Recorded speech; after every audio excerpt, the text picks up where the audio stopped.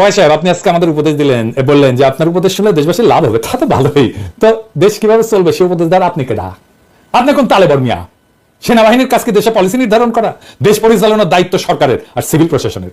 আপনারা মাঠে আছেন ইন এইড টু সিভিল পাওয়ার, আপনারা হলেন দেশের পাহারাদার, পাহারাদারই থাকেন। আপনি বলেন সেনাবাহিনী ডিসিপ্লিন ফোর্স, তো আপনার নিজের ডিসিপ্লিন কই? আপনার নিজের ডিসিপ্লিন কোথায় বলা আছে সেনাপ্রধান দেশবাসীকে পরিচালনার উপদেশ দিতে পারে? এটা কি আপনার কাজ? 2 নাম্বার, আপনি যদি জনগণকে ভয় দেখান এই বলে যে ডিসিপ্লিন ফোর্স অন্য পথে পরিচালনা করবেন না, কি বুঝাইতে চাইলেন আপনি? ক্ষমতা দখল করবেন, দখল করে দেখেন আপনার অবস্থা তো খালেদ মোশাররফের সাথে খারাপ হবে। সেই ভবিষ্যৎবাণী ছাত্র জনতার পক্ষ থেকে কয়ে দিলাম। আপনি হাসিনার ফুয়াতো বোনের জামাই হওয়ার পরেও এই জাতি আপনাকে সেনাপ্রধান রাখিছে, কারণ আমরা সেনাবাহিনীকে বিতর্কিত করতে চাই না। আপনি সেনাবাহিনীকে বিতর্কিত করেছেন আপনার বক্তব্য দিয়া।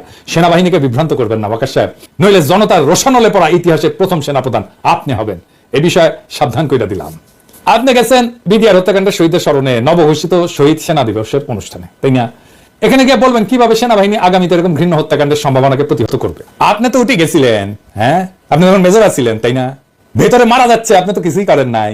আপনার বস ব্রিগেডিয়ার হাকিম নানক আর মির্জা আজমের সাথে ঘুটু করিচ্ছে, দেখা যায়। হ্যাঁ, আপনি বলবেন কিভাবে বিদ্রোহ ক্ষতিগ্রস্ত পরিবারের পাশে দাঁড়াবেন, তা না করে আপনি নিজের প্রচারণা চালাইলেন, সেনাবাহিনীর অপকর্ম ঢাকার চেষ্টা করলেন, জাতিকে থ্রেট দিলেন।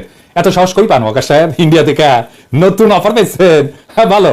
বিডিআর হত্যাকাণ্ডের বিষয়ে ফুল স্টপ টেনে আপনি বিচার প্রক্রিয়াকে শুধু প্রভাবিত করলেন না, বরং এমন কথা দিয়ে বাইরের এবং দেশের ভিতরের শত্রুদেরকে সেফ এক্সিট দিলেন।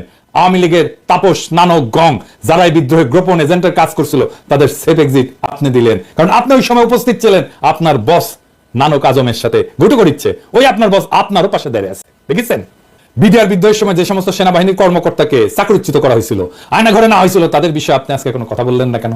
নাকি তাদেরকে আমরা লাইভে এনে কিভাবে আপনার হাসিনা আর জেনারেল তারেক সিদ্দিকী বিডিআর হত্যাকাণ্ডের তদন্তের রিপোর্ট বদলে দিছিল তা প্রকাশ করে দিব। অনেক রেকর্ড আমাদের কাছে আছে। আমরা এই সমস্ত বলি না, কারণ আমাদের সম্মানিত শ্রদ্ধাভাজন বিডিআর হত্যাকাণ্ডের যে কমিশন হয়েছে তার প্রধান উনি কাজ করতেছেন, ওনারা আমরা কাজ করতে দিই।